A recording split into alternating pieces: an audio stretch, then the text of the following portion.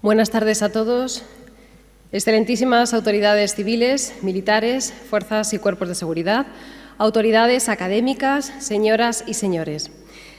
Bienvenidos todos a esta conferencia organizada desde el Centro de Formación e Investigación en Gestión de la Seguridad de la Facultad de Ciencias Sociales y Jurídicas de la UCAP, en colaboración con la Subdelegación de Defensa de Ávila, donde hablaremos del Sahel, una región que presenta gran inestabilidad y también cierta peligrosidad para Europa y, por ende, para España, porque como lugar de paso que es, este territorio se ha convertido en foco de enfrentamientos violentos, intercomunitario, por parte de miembros del crimen organizado, traficantes de todo género y grupos varios de terroristas yihadistas. Este espacio se ha incorporado a la geopolítica occidental y por eso hoy don Pedro Sánchez Herráez, analista del Instituto de Estudios Estratégicos de la Defensa, presentará lo que son resultados de un análisis efectuado sobre la base de datos conocidos y actuales de la realidad, que han sido vividos sobre el terreno por otros analistas y con una constante actualización sobre conocimientos directos sobre territorios, culturas, tradiciones, religión. Algunos incluso hablan de si se trata de un Afganistán europeo. En todo caso, en esta hora que tenemos por delante, esperamos que el ponente nos pueda dar unas pinceladas con una visión global que atienda a la complejidad de los problemas surgidos, de los actores que operan en dicha geografía y de la presencia de las distintas violencias y su trascendencia para la comunidad internacional. No me extiendo más para darle la palabra al excelentísimo señor subdelegado de Defensa, coronel Álvaro Capella, que presentará a nuestro ponente, a quien agradecemos que haya aceptado la invitación para estar hoy aquí con nosotros, a quien además vamos a escuchar con mucho interés desde ese conocimiento que va a compartir, refrendado además por la cualificación y por la experiencia acumulada durante muchos años. Muchas gracias. Tiene la palabra.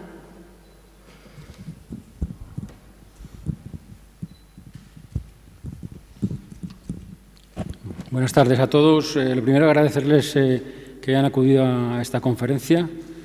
Y esperemos que sea de su agrado, que estoy seguro que sí.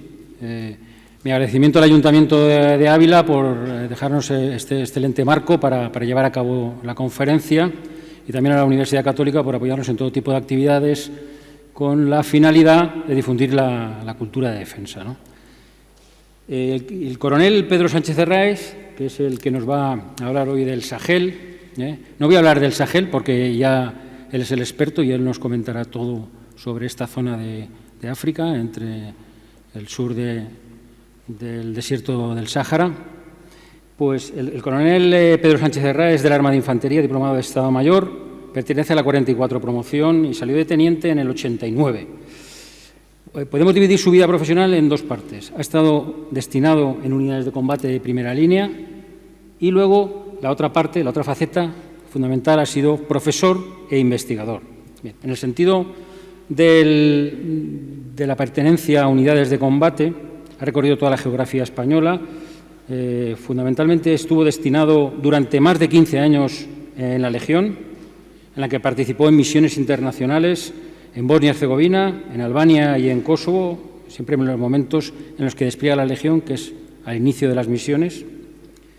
En estos destinos y comisiones las complementó con cursos de especialización, como el mando de unidades paracaidistas, oficial especialista en defensa nuclear, bacteriológica y química, el curso de operaciones de misiones de paz y de Derecho Internacional de los Conflictos Armados. Y ya en sus labores docentes y de investigación, es doctor en Paz y Seguridad Internacional por el Instituto Universitario Gutiérrez Mellado. Ha sido profesor durante más de 10 años en la Escuela de Guerra del Ejército de Tierra y en el Instituto, y actualmente está destinado, como ha dicho la decana, en el Instituto Español de Estudios Estratégicos. Además de esta labor en centros militares, es profesor y conferenciante habitual en diferentes universidades y organismos, contando a su vez con numerosas publicaciones en temas relacionados sobre todo con seguridad y defensa.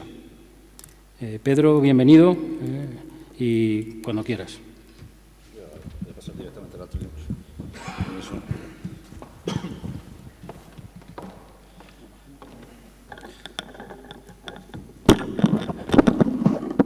Bien, damas y caballeros, buenas tardes. Decana, muchísimas gracias por la gentil invitación de la Universidad Católica de Ávila. Mi coronel, muchas gracias por la gentil invitación desde la Subdelegación de Defensa. autoridades, damas y caballeros, amigos todos, con permiso, mi general. Para mí es una auténtica satisfacción poder estar aquí haciendo una de las cosas que más me gustan y que es parte de mi trabajo, que es castigar a la concurrencia, en el buen sentido de la palabra, y perdón el chascarrillo. La investigación de temas relacionados con el pensamiento estratégico y con las áreas de interés para España es una cuestión que no solo llena mi vida, sino que además nos afecta a todos directamente, como intentaré mostrar durante estos minutos. Y en ese sentido supone, como digo, una satisfacción y un honor no solo haber sido invitado por tan significativas instituciones, sino el hecho de que, damas y caballeros, y lo más importante, ustedes, los del más acá y los del más allá, los que lo verán posteriormente desde YouTube o desde los sistemas informáticos que se establecen, pues puedan seguir esta conferencia. Sí que, dado que bueno, estamos en un entorno de una cierta complicidad y confianza, aunque luego cuando sale todos los medios online desaparece, sí que, como ya me conozco, y reiterando ese agradecimiento que siento profundamente por estar aquí, pues hacer 3 advertencias que sé que de momento no voy a poder cumplir. Voy a intentar hablar despacio, voy a intentar vocalizar y voy a intentar no chillar, pero seguramente sea imposible, con lo cual, si eso ocurre, ruego, por favor, mi general, me discipline adecuadamente y ruego al subdelegado de Defensa que me saque de la tarima y me lleve a otra parte, porque entre parte de formación profesional y parte, bueno, pues hay momentos en los cuales la pasión se sobrepone a la razón, hace que esto pueda ser una tortura mayor de lo que en principio promete. Con lo cual, y sin más, y si les parece, vamos a pasar a hacer el recorrido sobre esta parte del mundo, del planeta, un tanto desconocida, el Sahel, cómo se está gestando, pues aparentemente, lo que se puede definir como una tormenta perfecta, algo que va más a más y que por sí mismo no va a parar, salvo que se intervenga desde el exterior. Y esa concepción quizás de que bueno, es un sitio muy lejano y remoto, pues también intentaremos ver cómo ni es tan lejano, ni es tan remoto, ni por supuesto no es ajeno, para acabar pues con una cierta reflexión. Tampoco pretendo, damas y caballeros, porque no está a mi alcance ni es el objetivo, pretender transmitir muchos conocimientos y muchas ideas, sino todo lo contrario, vengo a sembrar incertidumbres, no miedos, pero sí dudas, a efecto de que cada uno, sobre la base de, bueno, pues estos datos iniciales, esta reflexión, que no ni más ni menos que mi reflexión personal, no representa ni la posición formal de las Fuerzas Armadas ni del Ministerio de Defensa, son simplemente pues, los dilates de ese analista, en el cual ocupa su tiempo y que intenta de la mejor manera posible pues, transmitir a las audiencias cuando tienen la gentileza de imitarle. Para luego pues, ser conscientes de lo que esto significa, quizá entender un poco más las noticias que aparecen en la prensa o la televisión, lo que vamos viendo, y ser conscientes también, sobre todo en unos tiempos en que quizás la atención la tenemos más centrada hacia el este que hacia el sur, cómo no solo el que el sur también exista, es que el sur es la potencial mayor fuente de desestabilización, por causas exógenas y endógenas, no solo para España y para Europa, sino probablemente para el planeta. Entonces, bueno, pues eso es básicamente los objetivos de esta conferencia y para eso pretendo seguir someramente esta agenda. Aquí podemos ver en este mapa, esta representación del planeta, nuestra querida España, nuestra Europa verde y el mar Mediterráneo, un mar de agua.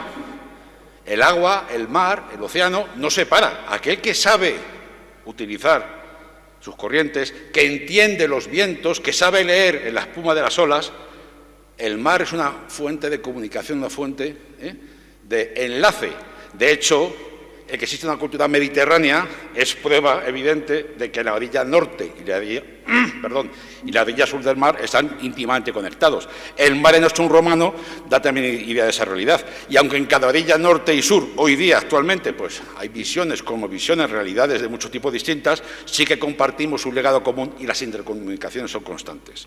Pues igual que hay mar de agua, mar Mediterráneo, el mar de la gran autopista del mundo y del planeta, tenemos otro gran mar, el Sahara, que es lo que significa gran desierto, el término, que es un mar de arena. Y ocurre exactamente lo mismo. El que sabe leer las dunas, sabe utilizar los vientos, conoce los oasis y sabe navegar por ese mar de arena, le proporciona una ventaja estratégica, comercial, política, militar muy significativa. Y esa realidad, que ha sido un hecho a lo largo de siglos y milenios, es lo que ha permitido que ambas dos orillas del Sahara, la orilla norte, el Magreb, el lugar por el que se pone el sol, que es lo que significa esa palabra, o el Sahel, orilla del desierto, que es lo que significa Sahel, la orilla, sean dos realidades interconectadas por una serie de rutas y caminos milenarios que hoy día siguen siendo los mismos, por los cuales han discurrido las personas, las mercancías, la cultura, la civilización y la guerra, cuando ha sido el caso. Esa sensación que ese gran desierto, que es unas 18 veces la superficie de España, que ha crecido un 10% en los últimos 100 años debido al cambio climático, a la desertificación, evidentemente, para ciertos aspectos puede suponer una barrera, pero para el que sabe utilizarlo es un medio de comunicación. Y el Sahel, la orilla sur del gran desierto, y la orilla norte, el Magreb, están interconectadas y, como veremos ahora, a través del otro mar, esta vez de agua, con Europa de manera directa. No ahora, en un mundo global donde no hay espacios remotos ni lejanos. No solo a golpe de ratón, sino a golpe de cualquier medio de comunicación, a golpe de ratón informático, quiero decir, sino en el pasado también. Ese gran desierto, como digo, 18 veces de España, conforma una franja ancha, Sahel, en muchas ocasiones esa orilla definida como una zona bioclimática. En realidad es una zona de transición en la cual, en este espacio, no solo se produce la interconexión con la zona norte del gran desierto a través de una serie de rutas, sino, y como veremos ahora en una imagen de los imperios sahelianos, a través de una serie de caminos y especialmente a través del río Senegal y del río Níger, la conexión con el océano Atlántico. El Sahel, toda esta amplia zona, es un espacio de interconexión para todo el continente africano y del continente africano con Europa. El que domina el Sahel domina gran parte de las comunicaciones interafricanas y de África con Europa. Por eso ha sido siempre tan importante y por eso es tan importante. Además, en esa zona saheliana, esa orilla, que viene definida por donde acaba el desierto y donde empieza la sabana sudanesa para después seguir hacia la selva tropical. Es una zona, como digo, que en muchas ocasiones viene definida por la isoyeta, por la cantidad de precipitaciones que caen, que oscila, según los analistas que cojamos, entre 200 litros por metro cuadrado y 700, 800 al año. Es lo que llueve en la España seca normalmente. En la meseta, la parte seca, es lo que llueve aproximadamente. Esa realidad, eso poco que llueve, hace que la vegetación, la fauna y la vida esté adaptado a esos ritmos climáticos. Ritmos climáticos que, además, teniendo en cuenta la gran distancia que hay al océano, a los vientos húmedos que vienen cargados de humedad, que son los que descargan las lluvias, hace que, aunque esa sea la media de lluvias, pues haya años y temporadas de grandes sequías que lleva asociado a hambrunas. Las imágenes de hambrunas que llevamos viendo en la televisión de hace 30 años, la mayor parte son de las zonas sahelianas. Esas imágenes de millones de personas pasando hambre y ayuda internacional llegando en 100 toneladas es normalmente a zonas sahelianas. No solo esa lluvia que hay muchas veces de forma irregular, en periodos de sequía y en periodos de menor sequía, sino que además dentro del propio año y cada vez más por el cambio climático no cae de forma regular. Hay una estación seca, una estación lluviosa, en las cuales las labores agrícolas, pues como ocurre en todas partes del mundo, en cada estación se puede hacer una serie de cosas. ¿Qué ocurre? Que cada vez más, cuando llueve de forma torrencial y lo que tiene que caer en 2 meses, cae en 4 días, que significa que eso tiene poco aprovechamiento para usos agrícolas. Si además esos ritmos naturales se van alterando cada vez más, esas tierras y esos espacios en los cuales el 80% de la población hoy día sigue viviendo de la explotación directa de esos recursos naturales, de la agricultura y de la ganadería, y además, como llevamos en España, ganadería trashumante y agricultura no solo de rotación de cultivos, sino de rotación también de tierras, al compás de dónde llueve y dónde está la zona más húmeda, pues cuando la cantidad de lluvia es la adecuada y cuando la cantidad de ganado y personas es la que permite ser sostenida por el territorio, pues se mantiene un equilibrio adecuado. Cuando los agricultores recogen las cosechas, los ganaderos entran, que son nómadas, entran con el ganado para coger la rebrotada y en ese equilibrio se va manteniendo. Los cazadores, hay una tribu, los dogones, que básicamente de la caza, otra vía básicamente de la pesca en la cabecera de los grandes ríos. Y entonces esa utilización de los recursos naturales se mantiene un equilibrio muy inestable porque es complicado que, bueno, pues, que siempre llueva cuando tiene que llover, que se siembre cuando se tenga que sembrar y que el ganado no entre nunca en una zona cultivada. Pero además, ese equilibrio complejo, y la historia está trufada de disputas por los recursos, esto es una guerra constante por los recursos, tiene aquí una significación especial. Las actividades agrícolas, ganaderas, la pesca, la caza, va asociado básicamente a grupos étnicos. Un grupo étnico que básicamente es pastor, otro grupo étnico que básicamente es agricultor. Con lo cual, las disputas por los recursos, porque el ganado se ha comido mis sembrados, porque no me has dejado cazar, porque si tú vas a cazar me espantas al ganado o me has matado una vaca, las disputas por los recursos se transforman rápidamente en disputas étnicas milenarias, con lo cual rápidamente un conflicto por los recursos pasa a ser un conflicto étnico, con lo cual la situación es tremendamente compleja de solventar.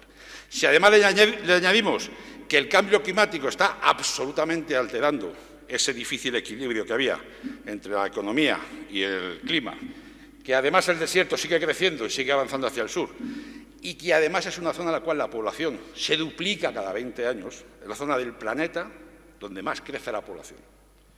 Significa que ese equilibrio, que difícilmente se mantenía o se ha mantenido durante siglos, ha saltado por los aires. Ha ocurrido otras veces en la historia, pero cuando ese equilibrio se rompía, había más gente de la que la Tierra podía sostener, o las disputas entre unos grupos y otros eran grandes, pues los jinetes del apocalipsis, lamentablemente, volvían a establecer el equilibrio. La guerra, la muerte, la peste. Hasta la siguiente ocasión. Hoy día se intenta, y afortunadamente eso no ocurre. Los 8 hijos por mujer que nacen en Níger, gracias a las vacunas y gracias a la atención médica, no mueren 6 antes de cumplir los 12 años, por ejemplo. Pero significa que la población va creciendo, en un entorno cada vez, como digo, de cambio climático más intenso y en el cual ese ciclo está absolutamente roto. Ese ciclo de equilibrio está roto, las disputas étnicas crecen, en todos los sitios hay diferendos. ¿Dónde hay diferendos en el mundo? Todo, Villa arriba y Villa abajo existe en todo el planeta. Y es muy fácil soplar en esos rescoldos.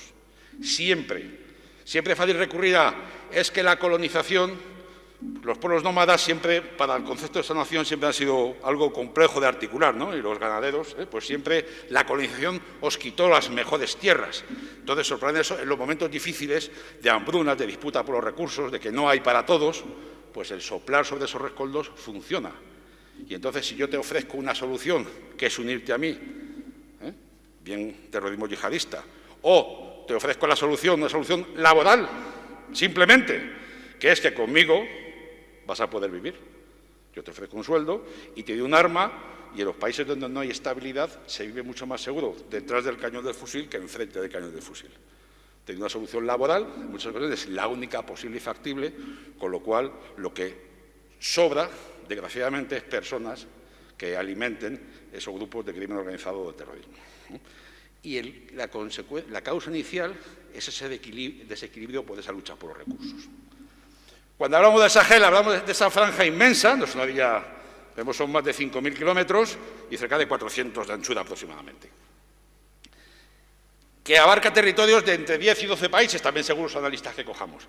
Normalmente hablamos, dado que son de realidades muy diferentes, y la parte más significativa para Europa y lo que aglutina mejor esa cosmovisión de lo que es el Sahel, es cuando hablamos del Sahel G5, que es un grupo que también ha creado una fuerza militar conjunta que aglutina a Mauritania, Malí, Burkina Faso, Níger y Chad. Esos 5 países que tienen características similares. El Islam es la religión mayoritaria, pero no única. En Burkina Faso un 30% de cristianos, por ejemplo. Nunca ha habido problemas religiosos en el Sahel hasta que llegaron los terroristas yihadistas. Jamás los ha habido. Jamás los ha habido. Proceden todos de colonización francesa. El francés es la lengua franca con la que se entiende a cierto nivel. Y sus estructuras políticas, judiciales, fruto de esa colonización, son muy similares. Y comparten amenazas también muy similares. Por eso decidieron unirse en el año 14 y crear no solo esa asociación, sino también una unidad militar. Cada país participa con el equivalente a 2.000 efectivos aproximadamente, con un mando conjunto, y ha conseguido grandes éxitos pese a las dificultades. Éxitos como, por ejemplo, ser capaces de hacer persecución en caliente de grupos de terroristas o crimen organizado 100 kilómetros dentro de las fronteras de otros países, de los países del G5. Aquí en Europa llevamos tiempo intentando, son cosas distintas, pero bueno, digo simplemente para poner las cosas en su justa medida. Intentando hacer un ejército europeo y hay normas de persecución de terroristas. Aquí han conseguido hacer persecuciones en caliente 100 kilómetros en la frontera de otro país. Eso es un tremendo éxito, pese a las dificultades que afrontan. Entonces, cuando hablamos nuevamente de Sahel, hacemos referencia, y es lo que vamos a utilizar en este constructo, como Sahel G5, Sahel institucional, estos cinco países. Mauritania, Malí, Burkina Faso, Níger y Chad. Hablamos de países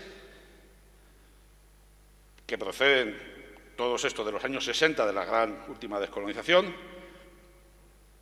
que en muchos casos tienen, no como países, sino como espacios, como territorios, como grupos étnicos, como esas grandes rutas de comunicación hacia el norte y hacia el sur, un pasado imperial que ha ido rotando y mutando al compás de la evolución de los centros de poder.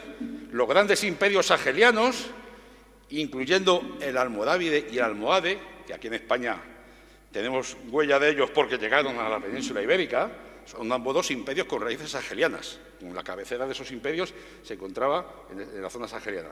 Imperios que han crecido básicamente al compás de esas rutas comerciales. A partir de un núcleo de poder se va ampliando. El control de un territorio por el cual pasa una ruta proporciona el pago de derechos de paso y la posibilidad, una posibilidad más, de sobrevivir en un entorno que es tremendamente complejo. Con lo cual, el control de un territorio determinado y de un tramo de ruta es la garantía de vida en muchas ocasiones. Eso es lo que pretenden en muchísimas ocasiones hoy día los grupos de crimen organizado y los grupos terroristas, controlar un espacio por el cual discurre una ruta de comercio, porque las que hay son las que son. Hay una autopista transsahariana, pero es tremendamente complejo. Atravesar el Sahara, como digo, es un mar, pero que hay que entenderlo, hay que conocerlo. Y las dificultades para la ingeniería son tremendas para hacer vía de comunicación. Y el Sahel, la seña de identidad fundamental, en el Sahel, como en otros muchos países del mundo, podríamos hacer una reflexión, hay un libro muy bueno que se llama La tribalización de Europa, una reflexión sobre cómo a escala global, y debido quizás precisamente a esa globalización, cada vez somos más del mundo y más de nuestro terruño, más de nuestro pueblo, cómo es el concepto ciudadano que no ha llegado a cuajar a gran nivel en muchos países del mundo, que son países mucho más recientes, salta por los aires o no existe directamente, y la seña de identidad es el grupo étnico, básicamente. Con lo cual, si hablamos de grupos étnicos, hablamos de rutas y hablamos de grandes espacios, significa que todo es transnacional. Como lo fue en la época de los imperios, que a caballo de la cabecera del río Senegal y del río Níger fueron creciendo, ocupando más espacio, avanzando, controlando esas rutas, hasta que finalmente, como todo imperio, cuando va creciendo, las periferias siempre son más traviesas, se van separando de ese poder central, comercian o negocian directamente con otros poderes ajenos, y esos imperios van creciendo, van alcanzando poder y, como se diría en teoría marxista, se van aburguesando. Y siempre, damas y caballeros, en la historia siempre llega un pueblo con más hambre, con más necesidad, pueblo más belicoso, que acaba que todo ese elemento unido y cuyo cordón umbilical se va poco a poco debilitando, caiga y se vuelve a crear el mismo proceso uno detrás de otro. Pues en el Sahel, como ocurrió con la Rus de Kiev durante 500 años, en la formación de la antigua Rusia, como ha ocurrido en muchas partes del planeta, el proceso es similar. Esa concepción existe. ¿Qué es lo que cuesta más entender? El concepto de frontera. Fronteras que fueron trazadas artificialmente tras la colonización, frontera que esos mismos países, cuando surgen, dicen que no van a mover ni un milímetro, porque entonces realizar fronteras bajo criterios étnicos sería iniciar una guerra, años 60, que todavía hoy seguiría en marcha. Porque los grupos humanos crecen, minoran, entonces establecer países sobre criterios étnicos ha sido a lo largo de la historia uno de los grandes errores. También una reflexión podríamos hacer, quizá en ciertas partes del mundo, hacia dónde vamos y qué vamos haciendo, y eso se justifica como lo más mejor. Y los propios países. El presidente de Kenia, la semana pasada, en una reunión que había sobre el Sahel, volvió a repetir: no se deben fracturar los países sobre criterios étnicos, porque es iniciar una secuencia de guerras inacabadas. inacabadas e inacabables.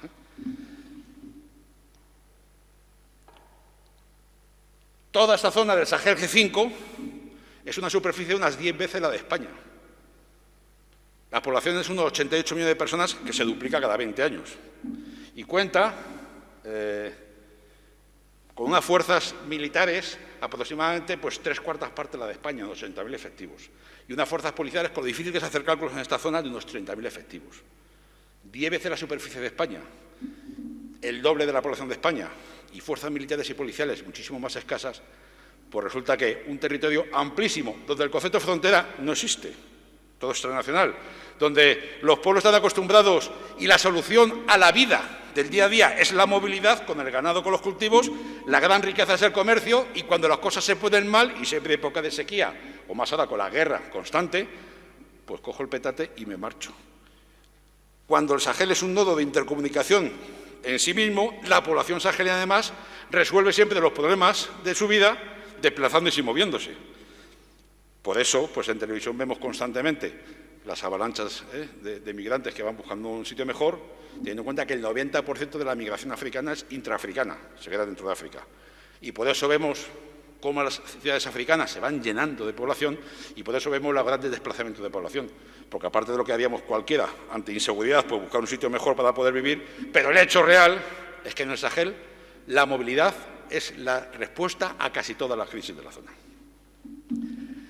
Esto es esos imperios sahelianos, para ver cómo la realidad actual responde mucho a esa realidad del pasado. La Comunidad Económica del Estado de África del Oeste, considerando que Marruecos es país observador y que además solicita su entrada constantemente en la zona, responde a la realidad comercial de esos antiguos imperios sahelianos.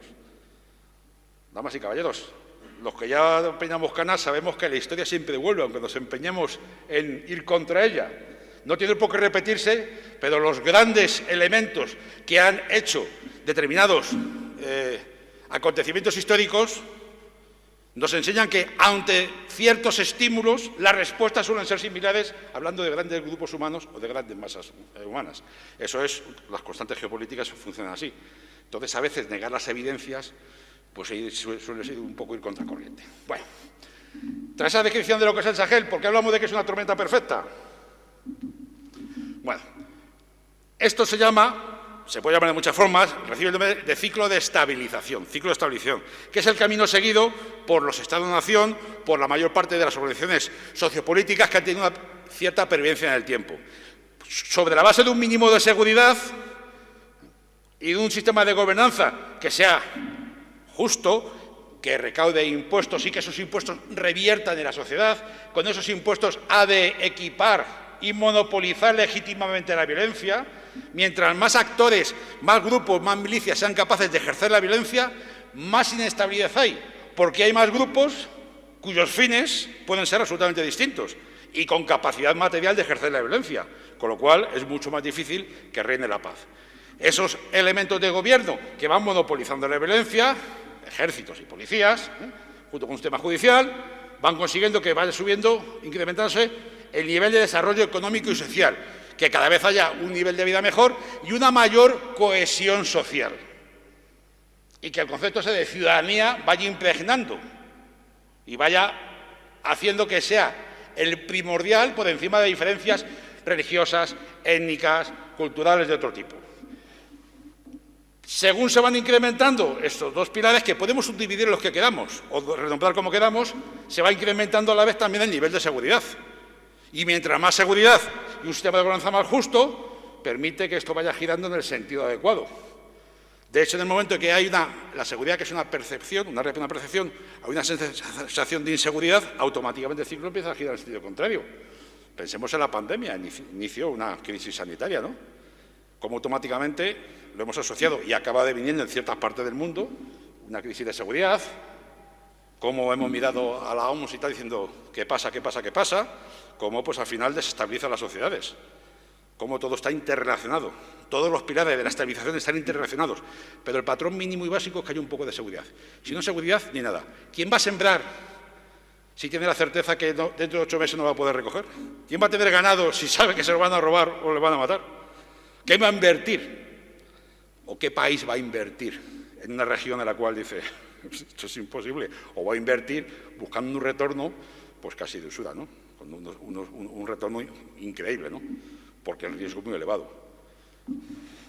Mientras más seguridad, mejor gobernanza y presencia del Estado. Gobernanza, estabilidad de gobierno y presencia del Estado. Que la ciudadanía perciba que los servicios y los símbolos del Estado están, que hay colegios, que hay dispensarios médicos, que hay infraestructuras, que hay cuarteles de policía, que hay cuarteles del ejército. Bueno, yo trabajo, pago impuestos y recibo. Y hay más seguridad, más y mejor gobernanza y mejor desarrollo económico y social. Si gira así, más estabilidad. Si gira en sentido contrario, inestabilidad. Y los malos, damas y caballeros, entiendan con qué cómplices, los malos, los que solo quieren que la sociedad esté destabilizada a costa de lo que sea, que normalmente es hambre, miseria y muerte, saben perfectamente qué hacer para desestabilizar, que es ni más ni menos que atacar a todos los pilares según un plan concertado para que se sienta y haya menos seguridad, una peor gobernanza y eso deriva en un menor desarrollo económico y social en descohesión de la sociedad. Si muestro cómo las fuerzas policiales y militares son inoperantes, si muestro o demuestro, sea realidad o sea mentira, que el gobierno es corrupto o que no actúa o que no hay presencia porque me dedico a atacar los dispensarios médicos, si me dedico a cerrar los colegios para que la siguiente generación se pueda formar, si no hay ninguna presencia del Estado en amplios territorios, si tengo que buscarme yo la vida porque nadie me ayuda en nada y cada vez que salgo, y es un hecho real, a trabajar, tengo la seria duda si volveré a casa esa tarde o me habrán matado, porque la especialidad yihadista es matar a los que van a trabajar. Si además soplan en los rescoldos de los diferendos que tenemos entre diferentes grupos étnicos o diferentes grupos religiosos, pues significa que la cosa cada vez va peor y el ciclo gira en sentido contrario. Eso es lo que se hace en cualquier revolución. Esta idea revolucionaria, pues tampoco es nada, ningún invento. Pues eso es lo que acontece en el Sahel constantemente. Y como muestra de esa interconexión entre las dos orillas, ¿cuándo comienza esa gran desestabilización del Sahel? Pues cuando en 2011 una intervención internacional acaba con el régimen de Gadafi en Libia. Cientos de miles de armas del régimen libio, más unidades de Tuareg que estaban al servicio de Gadafi, acabado ya pues, el régimen que le mantenía, marchan hacia el norte de Malí, los Tuareg, intentando crear, por tercera o cuarta vez, un Estado Tuareg independiente. El grupo Ansardín, un grupo terrorista, ante ese caos que se va generando, esa guerra civil, dice, bueno, pues ha llegado la mía, ¿no? Cuanto peor, mejor, y se suma a la causa. Con lo cual, hay un momento determinado que el gobierno de Malí no solo ha perdido el control de gran parte del país, sino que Bamako, la capital, está a punto de caer. Y entonces el gobierno de Malí llama a Francia, la antigua potencia colonial, y dice, oye, ayudadme. La ONU emite una resolución, se activa la operación Serval, una operación francesa, auspiciada por Francia, y se consigue detener a los Tuareg y a los terroristas yihadistas y recuperar gran parte del país. Pero ya la cosa no vuelve a ser lo mismo. Ya se destabiliza. Malí, esa gran mariposa central, es el eje nuclear del Sahel y esa desestabilización en Malí, ese asentamiento de los grupos terroristas en Malí que no se consiguen ser expulsados del todo, empiezan a difundirse por el Sahel. Y esa inestabilidad, esa falta de seguridad en ciertas zonas, en países débiles y con poca fuerza de seguridad y con mucha pobreza, hace que ese ciclo de inestabilización empiece a saltar completamente por los aires. Las fuerzas presentes en el Sahel, como comentaba antes, son relativamente reducidas porque si son países de bajos ingresos, aunque dedican un porcentaje muy elevado, los datos están un poco desactualizados, como digo, las cantidades son las que he dicho antes. Para pagar esas herramientas de seguridad, dedican un porcentaje sustancial de su Producto Interior Bruto. Pero hay tantas necesidades que, además, mientras más dedican a seguridad y defensa, menos quedan para otras cosas. Lo de cañones o mantequilla es una realidad en el Sahel. Claro, cuanto más se gastan en seguridad dentro de lo poco que tienen, menos hay para intentar que la gente no muera de hambre o para intentar solventar los problemas sanitarios que hay en la región. Con lo cual, la situación es tremendamente compleja. Por eso es necesario reforzar desde el exterior y por eso hay una multiplicidad de misiones en Malí y en el Sahel en su conjunto, de Naciones Unidas, de la Unión Europea. España participa en todas las misiones de la Unión Europea, no solo en Sahel, en toda África. El país es un firme compromisario con la paz y estabilidad mundial y en el caso de África, pues también España está presente en África. España, el país europeo, está presente en África. Tiene territorios, tiene la ciudad de Ceuta, Melilla, y los peñones están en África, con lo cual, pues en España, a diferencia de otros países de Europa, o más que otros países de Europa, tengamos pues la realidad de esa visión de puente entre la orilla sur y la orilla norte del Mediterráneo. Pues esa cantidad de emisiones que en principio consiguieron contribuir a estabilizar la zona, lo que ocurre es que las fuerzas del mal trabajan activamente y es complicado, y es tremendamente complicado. Son grandes espacios, repito, 88 millones de personas. Es relativamente fácil conseguir dinero por vías ilícitas.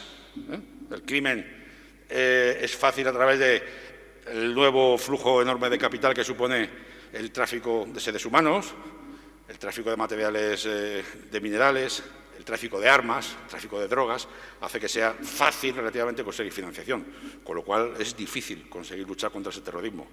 Países que hemos sufrido el terrorismo sabemos lo complicado que es y la cantidad de medidas que hacen falta, no solo medidas militares o policiales. Como además los terroristas explotan las disputas étnicas entre los grupos, ¿qué supone? Pues que cada grupo étnico, que además va generando ante esa falta de seguridad que proporciona el gobierno en muchas zonas, crea su propia milicia de autodefensa, crea su propio elemento. No hay día que no se abra la prensa y no haya una noticia de que un grupo, no se sabe si terrorista, de crimen organizado, de una localidad, de una milicia, un grupo de autodefensa, un grupo de voluntarios, han matado a alguien, a un grupo de gente, han saqueado otra aldea, es algo constante. Solo destacan los titulares cuando son elementos más significativos, cuando en una aldea ha matado 230 personas, pero es constante, lo cual hace que el ciclo de inestabilidad gire más todavía, ¿no? Ya no solo es que haya problemas entre criminales, terroristas y la fuerza de seguridad, es que llega un momento que se parece al caos jovesiano, al todos contra todos. Ante la falta de seguridad monopolizada por el Estado en muchas zonas, pues los humanos nos agrupamos e intentamos defendernos. Claro, pues esa misma milicia que está para defender a una localidad, localidades que están básicamente estructuradas sobre la base étnica, que están para defenderse de los yihadistas o del grupo de crimen organizado, pues claro, pues cuando tienen un agravio, un diferendo con el pueblo de al lado, pues no lo disputan tirando el mozo al pilón, entiendan como digo esas cosas que pasan en otro pueblo, sino la milicia va y ataca al otro pueblo. Evidentemente, 2, 3, 4 días después o 5 días después, viene la represalia, con lo cual es tremendamente complejo. Eso siempre los ancianos, en una sociedad muy anclada en sus raíces, han negociado acuerdos para evitar que esas cosas pasasen. Hoy día, los ancianos cada vez tienen menos autoridad en la zona. Al crecer tanto la población, el sector, la juventud, es el 80% de la población del Sahel y de África. Como además cada vez están más desestructuradas las familias y las sociedades en la zona, los ancianos siguen manteniendo poder, pero cada vez menos. Con lo cual, en muchas ocasiones, no son capaces de mediar los conflictos y entonces no hay forma de controlar la violencia. Con lo cual, estas cuestiones pues, pasan constantemente, unos contra otros contra unos, de forma sistemática. Sigue habiendo tráfico, exactamente igual que con los imperios sahelianos, de cualquier cosa que pueda proporcionar dinero. Y por las mismas rutas que hace miles de años, por las mismas exactamente, no hay más, no hay más. Y el control de un grupo territorial de una ruta le permite producir dividendos. De hecho, en muchas ocasiones, los terroristas y los grupos de crimen organizado son un poco indistinguibles. Aunque los terroristas quieren acabar con los estados y crear un califato y instalar su nuevo modelo de gobierno, y los grupos de crimen organizado lo que quieren es poder hacer sus negocios, para lo cual corrompen el Estado y corrompen la fuerza de seguridad. Sus medios sí son muy parecidos. Y como fuente de financiación, los terroristas recurren también al control de rutas, a dar protección a las minas de oro ilegales, por ejemplo, o llegan a acuerdos con los grupos de crimen organizado para no atacarse o para darse protección cada uno en su zona respectiva para que puedan los grandes flujos de armas o de droga o de seres humanos pasar. Con lo cual, todavía la ecuación es mucho más compleja. Y de hecho, la trascendencia del Sahel como nodo de comunicación en África va quedando clara, pero es que a escala global ocurre exactamente lo mismo. De hecho, se habla de la autopista 10, porque pasa por el paralelo 10, dado que la mayor parte de la cocaína, cada vez más, y mientras más se cierra la vía de acceso directamente a Europa, van hacia el Sahel, empleando incluso grandes aviones jumbos en las zonas que están al margen del control de los estados. Se crean pistas, aterrizan los aviones, bajan la droga y la queman. O si no, por barco, por el Golfo de Guinea, por zonas que cada vez también están más desestabilizadas, porque cuando hay un agujero negro de seguridad va creciendo, va creciendo, va creciendo, y la corrupción se va extendiendo y el mal se va extendiendo. Insistiendo que en muchas ocasiones la mayor parte de la gente que se apunta, un porcentaje significativo que se apunta, que forma parte de los grupos de crimen organizado o incluso de los grupos terroristas, es A, no tengo otra cosa en que trabajar, no tengo otra opción para vivir, o B, como forma de alcanzar la venganza, es que mataron a mi hermano, mataron a mi padre, violaron a mi madre, con lo cual, estando del lado de los fuertes, puedo alcanzar mi venganza.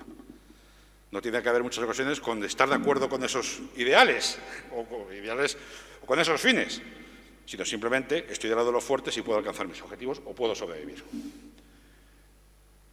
De hecho, la mayor parte de la cocaína ya de Iberoamérica pasa por el Sahel en su camino hacia Europa, y no solo hacia Europa, hacia el resto del mundo. Pero cada vez más la heroína que viene de Asia, de Afganistán y toda aquella zona de Asia, pasa por el Sahel y ahí se distribuye.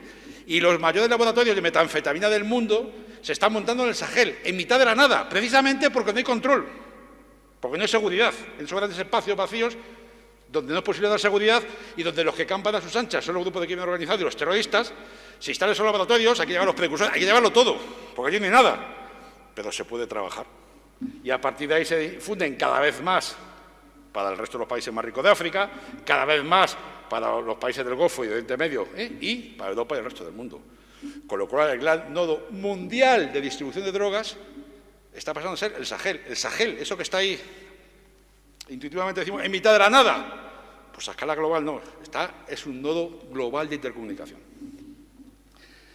Es indistinguible muchas veces, como decía, quién ha cometido los crímenes. ¿Sí? Si ha sido un grupo terrorista, el Estado Islámico o Al-Qaeda, ahí están las dos ramas allí, con infinidad de decisiones de esos grupos.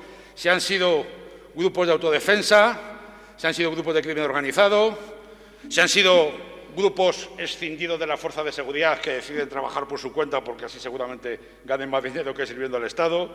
Si es. Cuando hay caos, todo suma hacia el caos. Es muy difícil revertirlo, por eso la tormenta perfecta. Y de hecho, una secuencia rápida, antes de la caída de Libia, pues bueno, había problemas, había grupos terroristas, en ese momento había uno, y una serie de atentados, bueno, como seguridad plena no existe tampoco.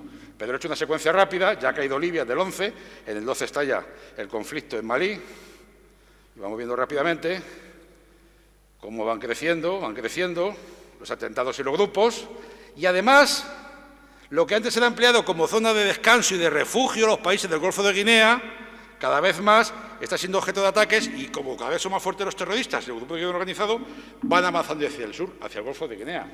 Golfo de Guinea, que es ahora mismo el punto del planeta con mayor actividad de piratas, que se comenzó robando petróleo de los petroleros y ahora ya se ha pasado, además de eso, al secuestro y al robo tipo de mercancías. Aunque este año las estadísticas han bajado un poco respecto al año pasado, siguen siendo las más altas de todo el planeta, pero también se atribuye eso en muchas ocasiones a lo que se llama la cifra negra. Es decir, si una naviera dice que le han atracado un buque, pues claro, el seguro sube y los clientes pierden un poco la confianza en esa naviera, con lo cual en muchas ocasiones, pues la cifra no era real, lo que siempre nos dice la policía, denunciar para que sepamos lo que hay de verdad, ¿no? Pues independiente de que la cifra pueda bajar este año un poco, sigue siendo la zona de actividad pirata más grande del planeta. Piratas que cooperan y llegan a acuerdos con terroristas y crimen organizado. Los secuestros que hacen, sobre todo occidentales, que son por los que piden rescates más altos, los piratas no tienen infraestructura para mantenerlos 3, 4, 5 meses, 4 años. Se los transfieren a los terroristas o a los grupos de crimen organizado y luego pues se reparten el botín. Por eso la tormenta es perfecta y gira cada vez más y con mayor amplitud. En una muestra de cómo la acción internacional sí que sirve, pese a las dificultades, y cómo, pese a lo lejos que está el Sahel, se ve afectado por todo lo que ocurre en el planeta, vemos con lo difícil que es el número de bajas, el número de muertes. Difícil saber si es por terroristas, por crimen organizado, es difícil saberlo, como decía. Pero bueno, hasta el 11, hasta la caída de la Libia de Gaddafi, bueno, cuando cae y empieza la revolución en Malí, hay un pico tremendo. Aquí llega la misión Serval, Barkhane es la que le ha sucedido, y MINUSMA, la de Naciones Unidas, y baja radicalmente. Aún así no alcanza el nivel anterior porque ya está instalada la insurgencia en el Sahel y en Malí. Va subiendo lentamente y aquí se dispara. ¿Y cuándo se dispara? Cuando entre el 16 y el 17 una coalición internacional acaba con el Estado Islámico, con el califato que el Estado Islámico creó en Siria e Irak. Ese gran espacio de esos dos países que pasó a ser un califato en sentido pleno. Una coalición internacional acabó con eso y entonces no es que los terroristas del Estado Islámico de allí se fuesen al Sahel, no. Pero el ideario yihadista, el dinero que llega por vías irregulares, a través de la Zakat y una serie de mecanismos, y toda la contribución internacional a la causa yihadista se centra en el Sahel. Por eso hay subida exponencial y que ya dejé de actualizar la estadística, que básicamente cada año se doblan los muertos que ha habido. Los muertos, que es un dato, un índice más, un indicador de que la cosa pues no va bien, evidentemente, no va bien. Hace relativamente poco se produjo la retirada de Afganistán. El mensaje replicado en el Sahel es: por los yihadistas hemos ganado. ¿Veis cómo si resistimos ganamos?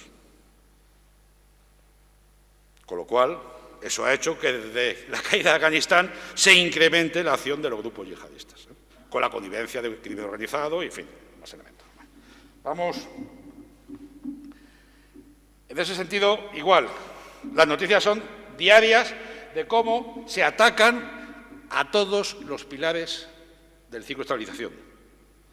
A las fuerzas de seguridad, a los símbolos del Estado, a enredar a los gobiernos o acusarlos de corruptos. La corrupción es una red. Nadie puede... El que esté libre de pecado que tire la primera piedra, ¿no? En ese sentido. Pero en muchos casos, sobre todo porque, como además la unicidad es elemento prioritario, en muchos casos el que tiene un cargo público no está para servir al público, está para servir a los suyos. Y cuando hablamos en un país, Estado-nación, de los míos y los otros, mal vamos. Porque entonces yo estoy para atender a los míos. No, está para servir a los ciudadanos. Y como en muchos sitios ese concepto es difícil de entender en la región, pues hace que sea, o cada vez más difícil, pues hace que el Gobierno y la fuerza de seguridad en ocasiones pudieran llegar a ser parte del problema, pese a que la mayor parte de la gente hace unos esfuerzos tremendos para revertir la situación y estabilizar el ciclo.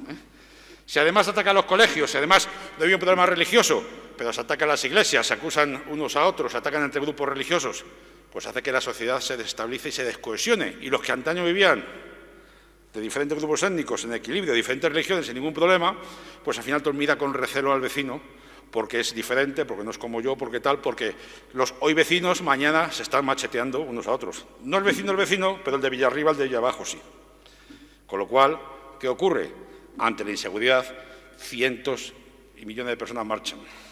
Ante la imposibilidad de ir a trabajar a los campos, que insisto que es una acción típica yihadista, es ir a matar a la gente cuando va a sembrar o a cuidar el ganado, pues la gente marcha a las ciudades en masa. De hecho, las ciudades de África en su conjunto y del Sahel son las que más están creciendo en todo el planeta también.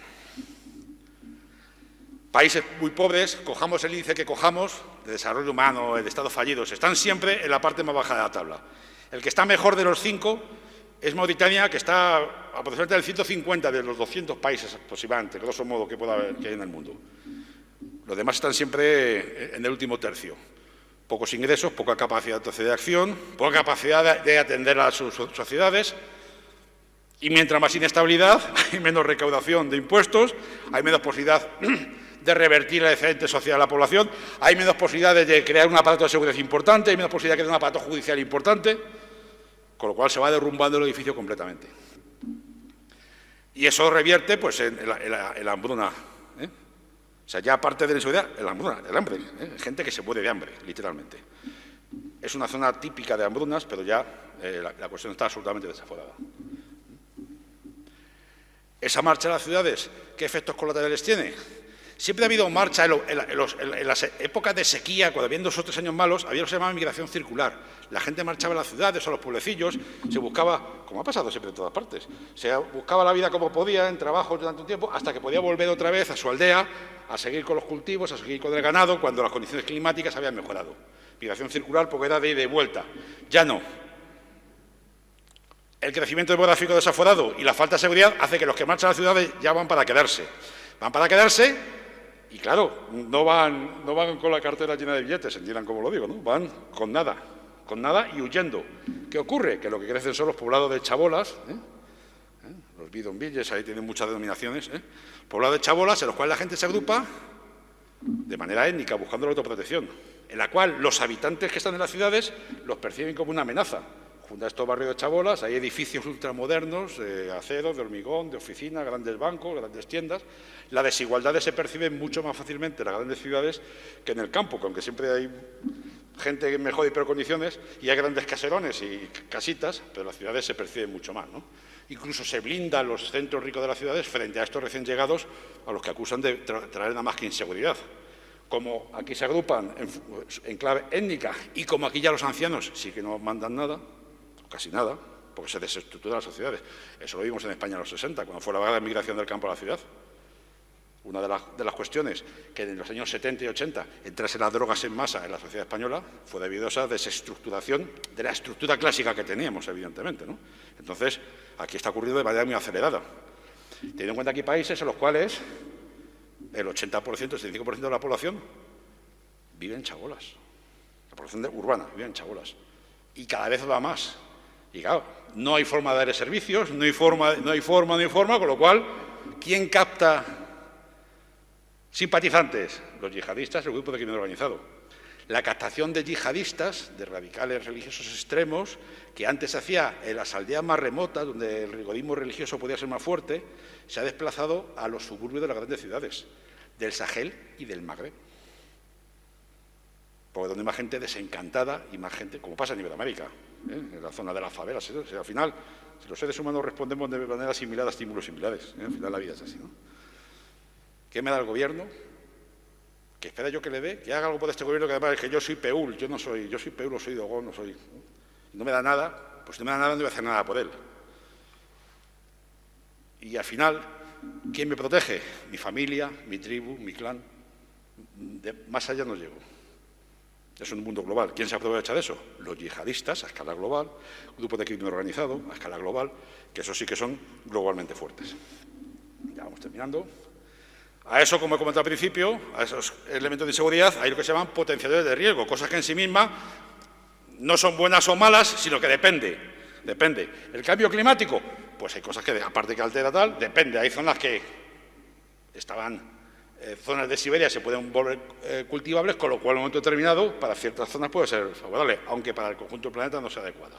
Aquí la sequía va más y el desierto avanza, con lo cual cada vez peor. De hecho, la disputa por los recursos va creciendo de manera exponencial, y más en el Sahel, como comentaba, que se depende de ese equilibrio que cada vez está más roto. Y como va bajando el desierto, va bajando también la franja saheliana y va bajando los ganados y los agricultores. Y es que ya es otro país. Es que esto ya no es el Sahel, esto es el Golfo Guinea. ¿Qué frontera? ¿Qué me estás contando? Mi ganado tiene que comer y hay pastos, como ha ocurrido a lo largo de la historia, siempre, ¿no? Yo soy más fuerte, somos más, yo tengo más hambre que tú, y por eso el terrorismo, aprovechando, también se va desplazando hacia el sur. Al compás de esos movimientos humanos y económicos, van aprovechando también para avanzar y sentar bases y captar afiliados. Y ese crecimiento exponencial de la población, de tal forma que se habla de un auténtico tsunami humano. La población se duplica cada 20 años. Si es un problema, pues mañana pues será mucho más. Con lo cual, ese ciclo, no hay seguridad y cada vez es más difícil que la haya. Hay escasa gobernanza, incluido esa legitimidad, no nos representan, que diríamos según el léxico europeo, y cada vez las sociedades más rotas, más poderosas y más descohesionadas, sino sociedades y personas tremendamente resilientes, que con poco salen adelante. Pero claro, es que a veces no les dejan nada, ni la vida, ni la posibilidad de vivir. Con lo cual, metiendo además en esa tormenta perfecta de inestabilidad dos elementos que juegan a peor el cambio climático y el crecimiento demográfico, ¿qué ocurre? Que no se queda en el Sahel, no se queda en esa franja. No hemos dicho que el Sahel, o lo he dicho yo, perdone, a lo mejor soy un poco pesado, que es un nodo de intercomunicación, pues por los mismos caminos que va el bien, pues va el mal. Por el mismo camino que va las mercancías, va la droga. Por los mismos caminos que va la estabilización y la cultura, va la desestabilización y va la pobreza y va el mal. Con lo cual, se transforma en más gente que huye, más grupos de crimen organizado y más grupos de terroristas que expanden al Golfo Guinea, al Magreb, a toda la zona. Ya terminamos. ¿Es una frontera lejana? En España, que hemos tenido aquí Almoradí y Almohades, pues lo tenemos bastante claro que no. Y esto nos llega. De hecho, las palabras del señor Borrell. La seguridad no comienza en el Mediterráneo, porque el mar nos separa. Y menos el Mediterráneo, que es un charquito, nuestro querido charquito, nuestro Mare Nostrum, ¿no? Comienza en el Sahel. Y el hasta hace poco embajador del G5 Sahel, embajador español, el señor Losada, el Sahel es la frontera de Europa y de España. Y no tenemos más que ver la televisión. Cuando fue la gran oleada de inmigrantes en Italia, por los mismos caminos que iban a ser elementos, marchaban hacia Italia. Y cuando se consigue cerrar esa vía, pues abren otra, utilizando las rutas milenarias. Es muy complicado cerrar tantos espacios tan abiertos, es complicado. Y sin olvidar que los terroristas no han cesado en su empeño, aunque ahora estemos pensando en el este, no han cesado. Siguen intentando alcanzar sus objetivos, entre los cuales España está en lugar preferente, el Al-Ándalus, que el Al-Ándalus no es Andalucía, es España. Y además, en este mundo global, y ya con esto termino, damas y caballeros, hay muchas viejas y nuevas potencias compitiendo y pugnando por África. No solo por su población como potencial mano de obra, sino sobre todo por sus riquezas y su posición geoestratégica. El que controla el Sahel controla toda África.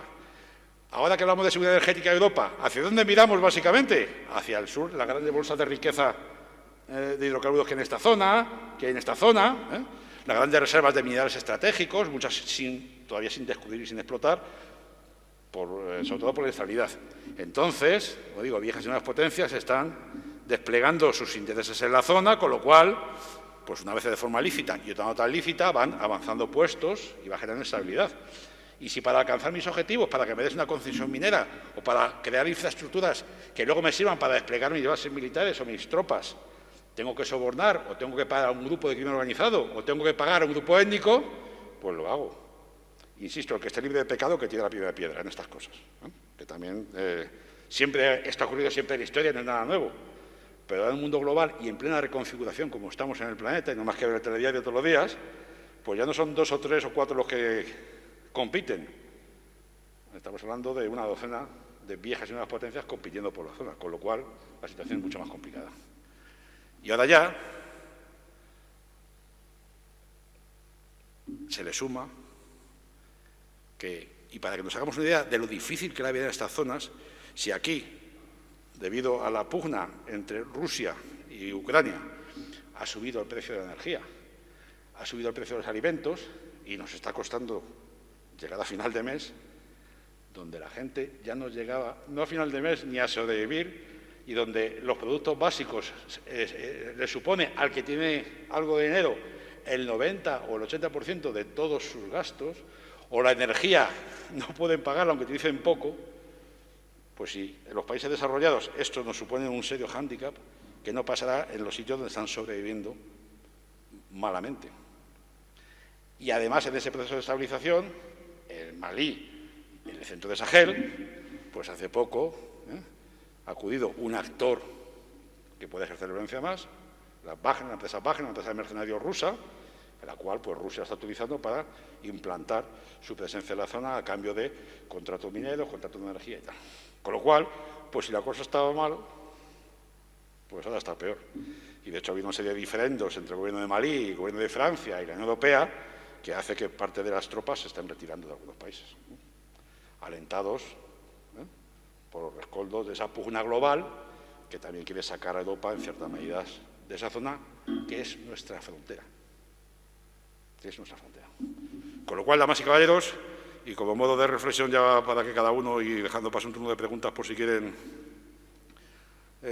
algún tipo de aclaración, es un espacio transnacional donde no cuenta los países, no cuenta las áreas, cuenta toda la zona en su conjunto, incluyendo Magreb y Golfo de Guinea. Sí, la respuesta debe ser en ese sentido. Entender que el África Occidental es una zona, un espacio geopolítico en su conjunto y trabajar conjuntamente con todos los países de la región. Si no, es como se está cayendo la casa y me dedico a cambiar la ventana. Pues no sirve de nada, ¿no? Hay que trabajar sobre la estructura y trabajar en su conjunto. ¿Es una tormenta perfecta? Sí. Y cada vez gira más y a peor. ¿Qué hay que hacer? Actuar sobre todos, como se está haciendo, pero de manera poco más concertada y un poco más intensa, si me permiten la expresión. Sobre todo los pilares del ciclo de estabilización, ¿para qué? Revertirlo y haya más seguridad, mejor gobernanza y mayor grado de desarrollo económico y social. Porque si no, por sí mismos no van a poder. Y porque además hay factores internos y externos soplando para que cada vez, porque hay muchos grupos y muchos intereses en que mientras peor, mejor. Y por último, ¿es una frontera lejana? Para España y para Europa no. Y en un mundo global y fronteras lejanas. ¿Qué iba a decir al pueblo maliense, al pueblo chadiano, que de repente no iba a poder comprar trigo o no iba a poder comprar petróleo para calentar la comida? O en el Ramadán, que acaba hace poco en el Magreb, que ha subido mucho el precio del trigo y del tomate, con lo cual ha sido complicado realizar alguna de las comidas preceptivas por el conflicto de Ucrania. El mundo está interconectado y lo que pasa en una parte del mundo afecta a todos los demás. Y si ahora es un problema, la generación siguiente, ¿qué hace lo que ve? Ven que con un Toyota, que es el vehículo rey del Sahel y del desierto, y con un Kalashnikov, que tiene hecho de palo, con eso se puede vivir y se puede medrar. Con lo cual, pues los críos hacen lo que ven a sus padres. Y ven que la única manera de sobrevivir es esa, o marcharse o emigrar. Con lo cual, pues la tormenta perfecta pues cada vez va peor. Pues, damas y caballeros, queda a su disposición.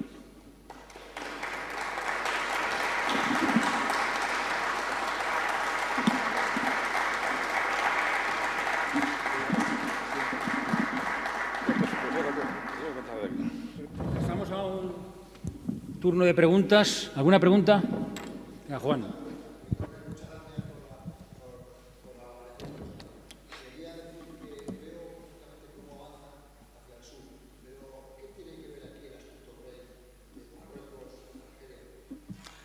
Muchas gracias por la pregunta.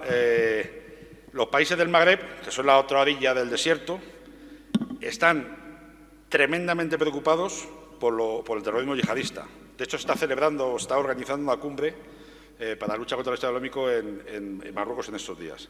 Entonces, eso es uno de los elementos e intereses compartidos entre todos los países de toda África Occidental, Europa y la gran parte del mundo, porque al final el terrorismo yihadista internacional tiene unos fines irrenunciables y, aunque aparentemente en algunos momentos se puede pensar que algún actor se beneficia de eso, la realidad es que no. En ese sentido, la lucha contra el terrorismo, la cooperación con los altibajos que ocurre en la diplomacia de los países en ciertos momentos, es plena en todos los sentidos. Marruecos tiene un problema serio en el sur del país, Argelia tiene un problema, Argelia que es el país más grande de África, tiene un problema tremendo de terrorismo, Argelia que sufrió una guerra de 10 años contra el yihadismo en su territorio, con sus luces y sus sombras y sus problemas en ese sentido, con lo cual ahí en eso sí que estamos todos de acuerdo. El qué hacer y cómo hay que aportar es donde vienen a veces los diferendos en ese sentido.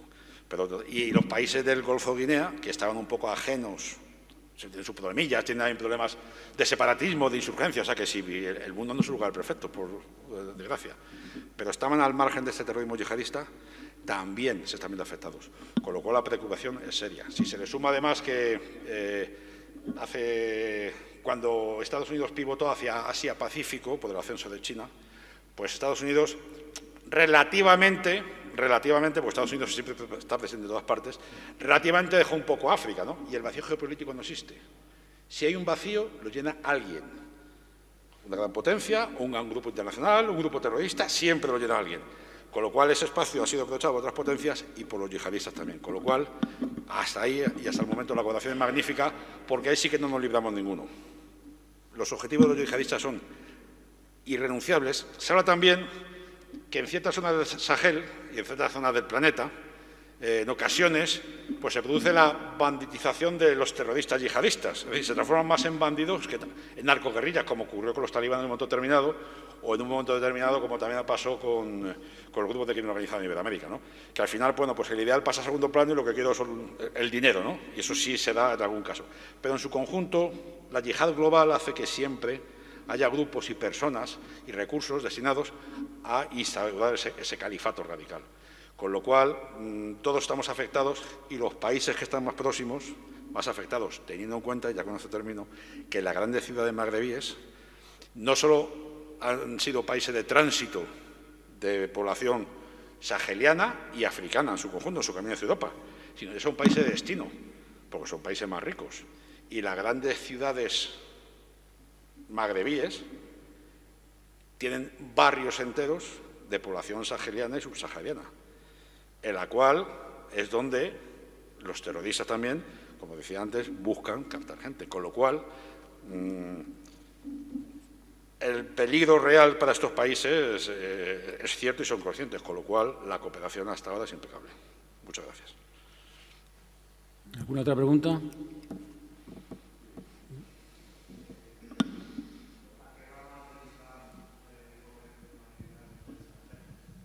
La mayoría son sunitas. La mayor parte es suní. Son variantes suní, además muy entremezclada con ritos clásicos, con ritos de culto a la naturaleza. Entonces, en ese vacío geopolítico, por varias naciones, Turquía, Arabia Saudí, se ha invertido mucho dinero en buscando intereses geopolíticos, buscando intereses económicos, buscar en muchas ocasiones unas versiones salafistas, más rigoristas del Islam, con lo cual, pues, sumado a los rescoldos que se necesitan en las sociedades, ha hecho que lo que no era un problema, pues devenga un problema.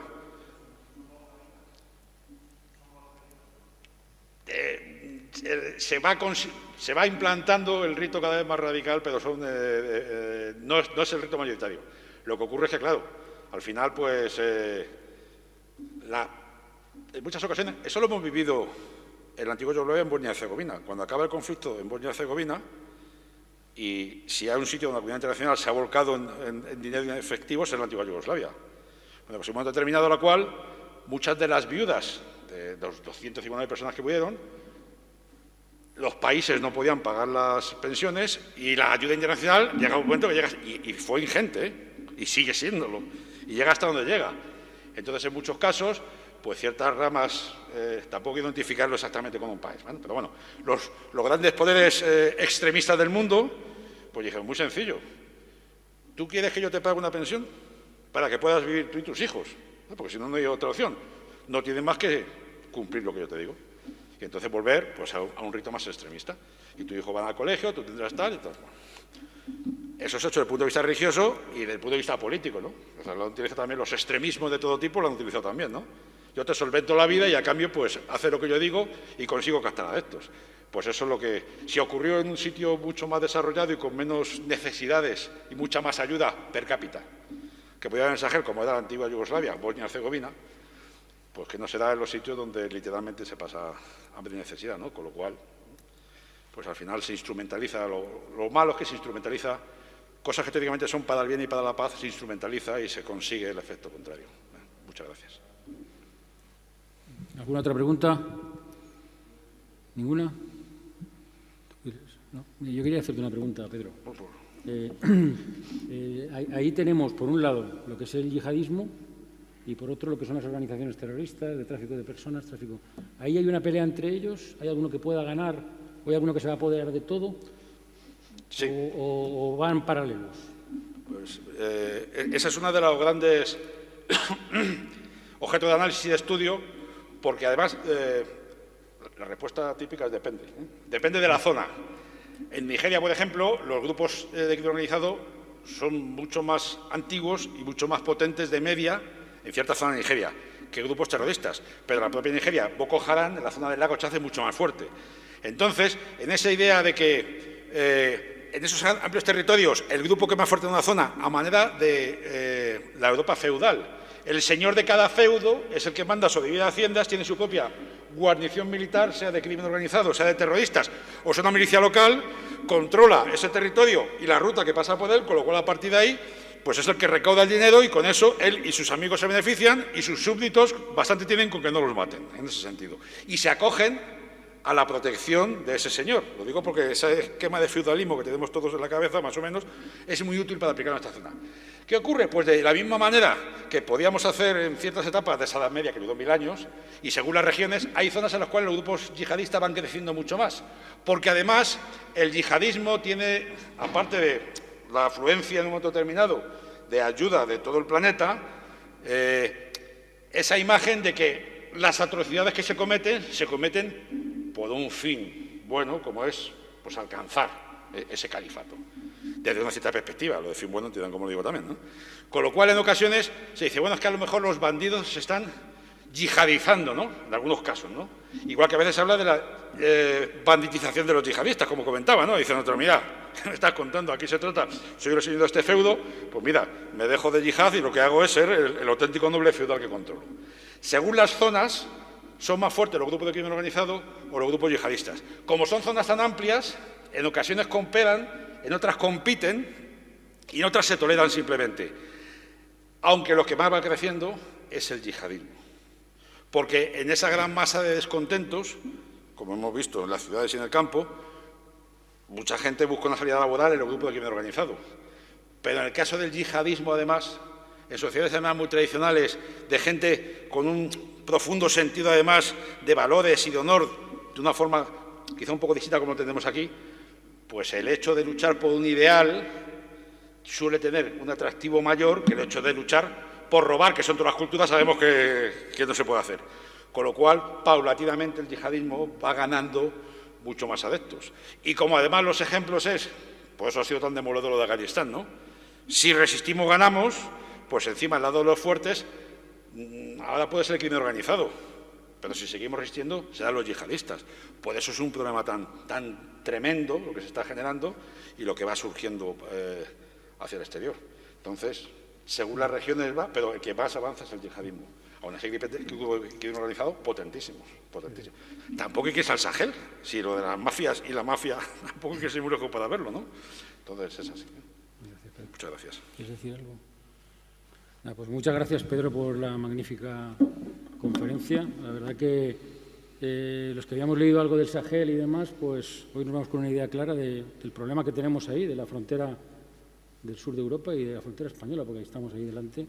La problemática que tenemos con la inmigración pues viene también de eso y es un problema que tenemos en España y que deberemos afrontar con el tiempo.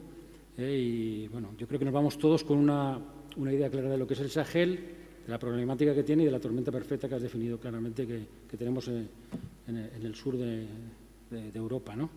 Así que muchísimas gracias, Pedro, por esta magnífica conferencia y nada, un aplauso. Gracias.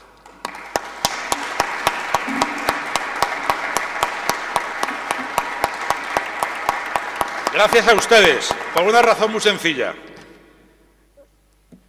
No solo porque me encanta mi trabajo y me encanta lo que hago, aunque tenga sufridores que tengan que soportar un rato la charla, pero y sobre todo porque para resolver un problema hace falta sobre todo dos cosas. La primera, saber que hay un problema. Y la segunda, entender el problema en su total magnitud. Con lo cual, el diagnóstico bien hecho, pues se puede aplicar una receta adecuada, ¿no? Sobre todo sabemos cuando vamos al médico, ¿no? Lo más importante es el buen diagnóstico. Entonces, damas y caballeros, que si he conseguido llamar un poco la atención, en el sentido que es un problema, y hacer una pequeña esbozo de lo que es el diagnóstico, y ustedes se van con una idea poco clara para hacer reflexión profunda, pues entonces yo estoy tremendamente agradecido porque han dedicado una gran parte de esta magnífica tarde a estar aquí aguantando la charla que les he dado. Damas y caballeros, muchísimas gracias. Muchas gracias a la mesa. Muchas gracias.